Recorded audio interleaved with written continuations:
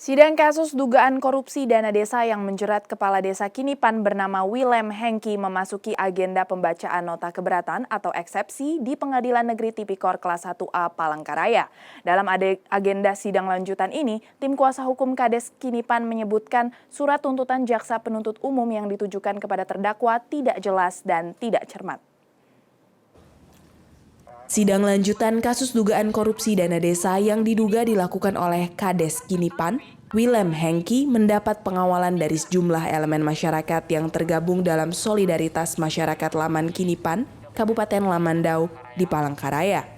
Pengawalan sidang ini dilakukan dengan menggelar aksi damai di depan gedung Pengadilan Negeri Tipikor Kelas 1A Palangkaraya yang meminta kepada majelis hakim membebaskan Kades Kinipan Willem Hengki karena dinilai sangat dipaksakan serta ada upaya mengkriminalisasi.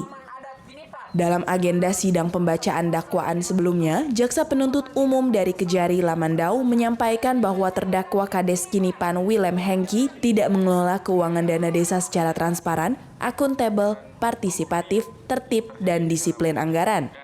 Dugaan tindak pidana korupsi dana desa yang menjerat Kades Kinipan Willem Hengki ini dianggap merugikan negara sebesar Rp261 juta dalam proyek perbaikan jalan.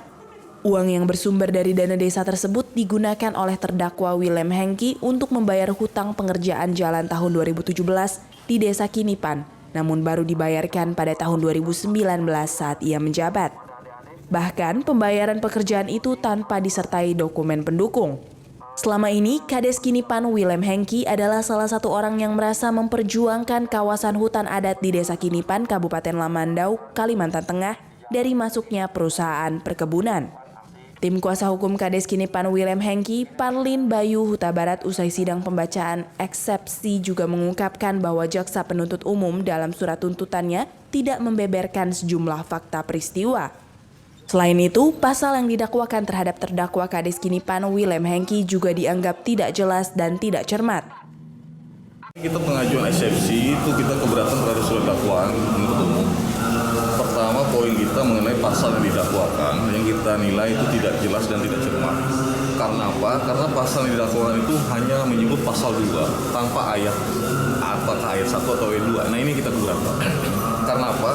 Karena ayat 1 dan ayat 2 itu resiko hukumnya berbeda. Ayat 2 itu ancamannya mati. Ayat 1 itu ancamannya seumur hidup. Nah, ini yang kita keberatan. Kemudian juga pasal 18, dakwaan subsidiar atau dakwaan primer juga tidak jelas ayat berapa. Kita bahkan sudah menyampaikan keluh kesah yang dialami terdakwa itu, termasuk terdakwa sebelum disidangkan atau sebelum diperiksa sebagai tersangka juga pernah mendapat suatu ancaman dari pejabat tinggi di Kabupaten Lamandau. Makanya kawan-kawan baik kami selaku PH terdakwa maupun masyarakat Desa Kinipan sampai hari ini optimis bahwa perkara ini seyogyanya ini adalah bentuk dari kriminalisasi. Sementara itu, terkait aksi damai dari elemen masyarakat Solidaritas Masyarakat Adat Laman Kinipan yang meminta pembebasan terhadap terdakwa Willem Hengki, Humas Pengadilan Negeri Kelas 1A Palangkaraya, Heru Setiadi menegaskan bahwa semua keputusan akan menjadi hak dan kewenangan majelis hakim. Terus terkait dengan aksi damai dari beberapa elemen terkait dengan perkara terdakwa Willem Hengki, bahwa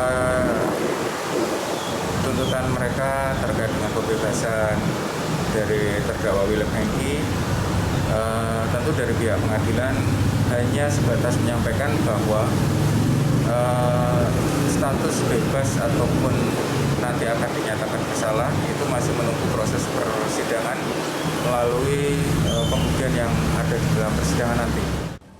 Usai agenda sidang pembacaan eksepsi tersebut, sidang kasus dugaan korupsi dana desa ini kembali dilanjutkan minggu depan dengan agenda tanggapan dari jaksa penuntut umum terkait penyampaian eksepsi yang disampaikan oleh tim kuasa hukum Kades Kinipan Willem Hengki. Dari Palangkaraya, Kalimantan Tengah, kontributor Nusantara TV, Andre Faisal melaporkan.